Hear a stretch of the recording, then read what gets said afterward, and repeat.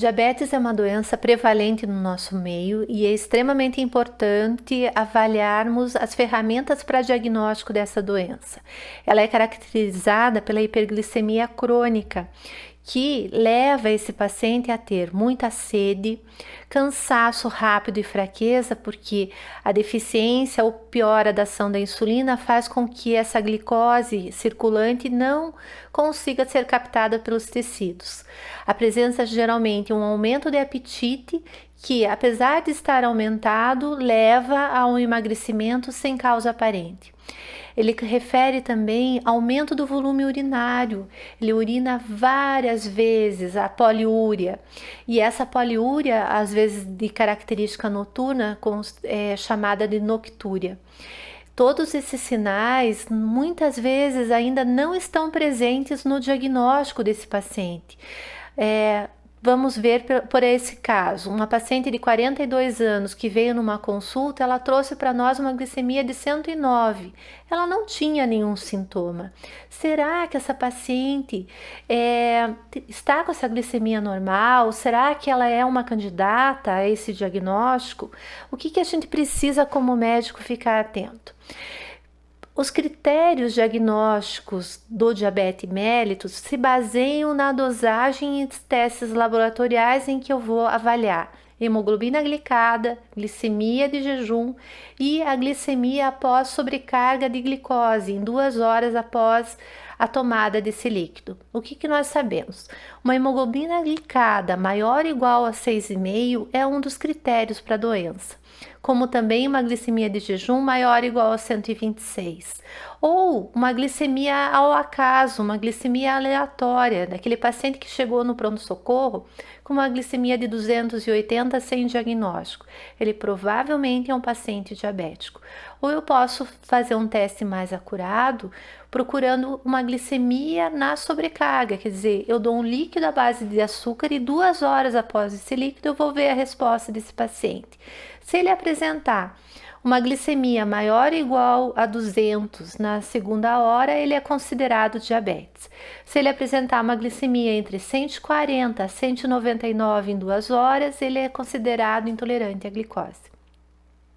Mas a gente, além desses critérios, a nossa paciente ela tem uma glicemia de jejum de 109.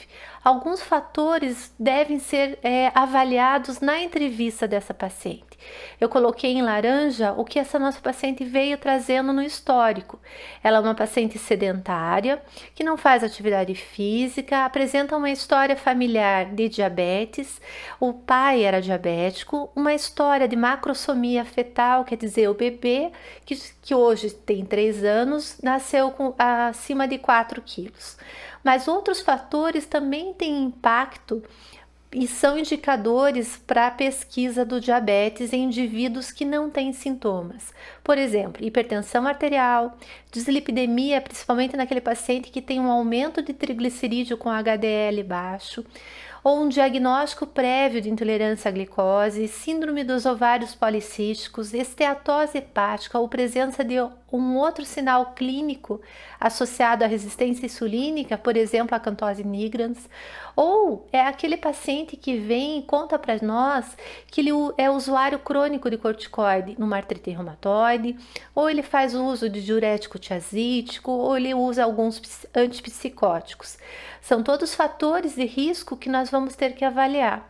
E ficar atento para aquele paciente que chega para você contando que ele tem infecção micótica de repetição, ele tem uma periodontite ou ele é portador de hepatite C.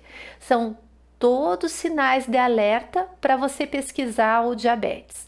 Se você não lembrar de todos esses fatores, um dos modos de você avaliar se esse paciente é diabético ou não é tentar fazer os questionários, o questionário de risco.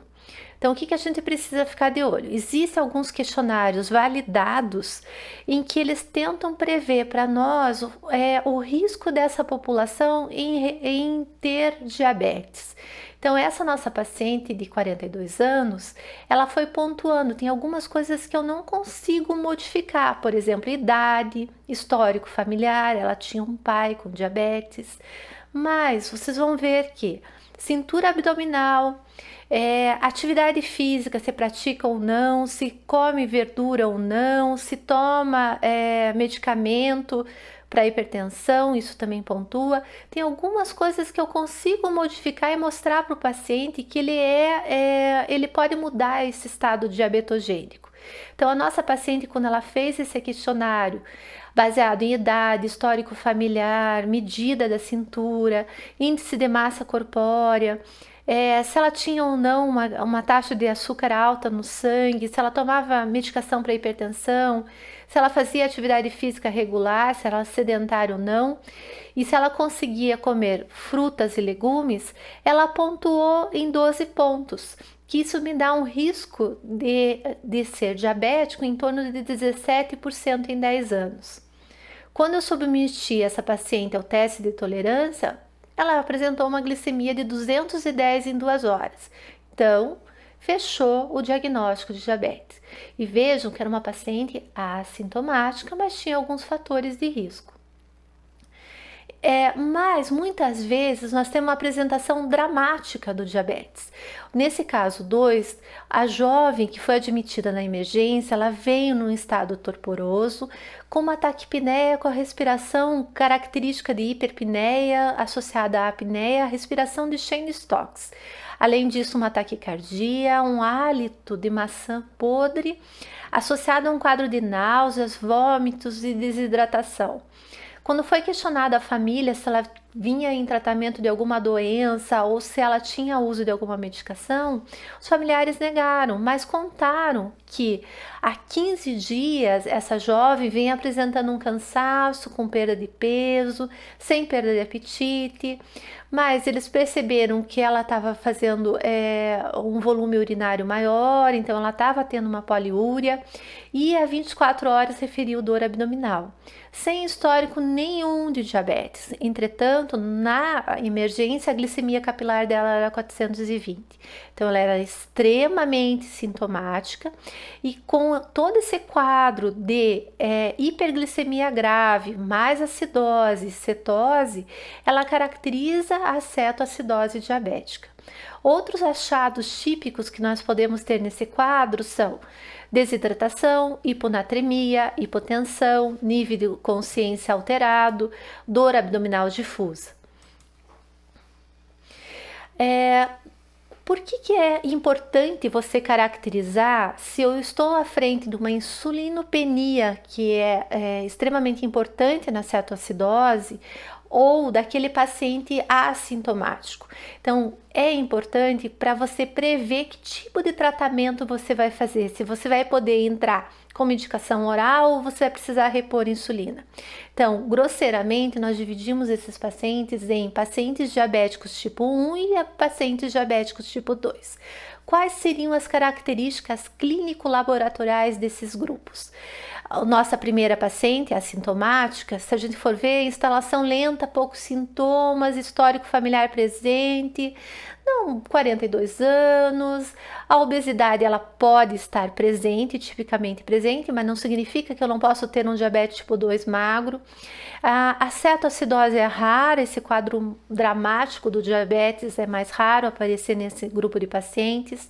E se eu for para nível de laboratório, a autoimunidade geralmente é ausente e eu tenho um nível de reserva de célula beta medido pelo peptídeo C normal ou alto. Já a nossa paciente jovem de 17 anos, não. Ela teve um início abrupto, sintomático, dramático, não tinha histórico familiar de diabetes, jovem.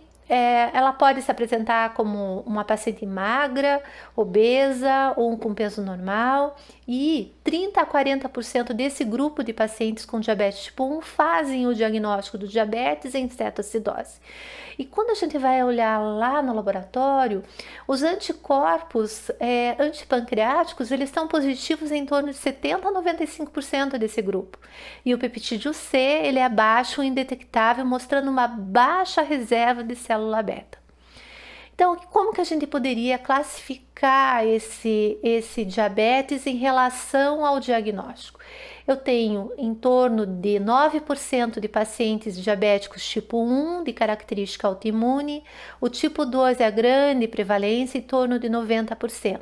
Mas temos também que lembrar que existe o diabetes gestacional, que acontece entre 5 a 10% das gestações, e existem outros tipos de diabetes devido a outras causas, por exemplo, os de características genéticas, os monogenéticos, doenças pancreáticas, como uma pancreatite crônica, fazendo a destruição de células produtoras de insulina, causando um diabetes secundário, e algumas endocrinopatias, como hormônios secretados por tumores, na doença de Cushing, na acromegalia, que também perfazem 1 a 2% dos casos de diabetes e são diagnósticos diferenciais, que às vezes nessas endocrinopatias a manifestação primária delas é o diabetes.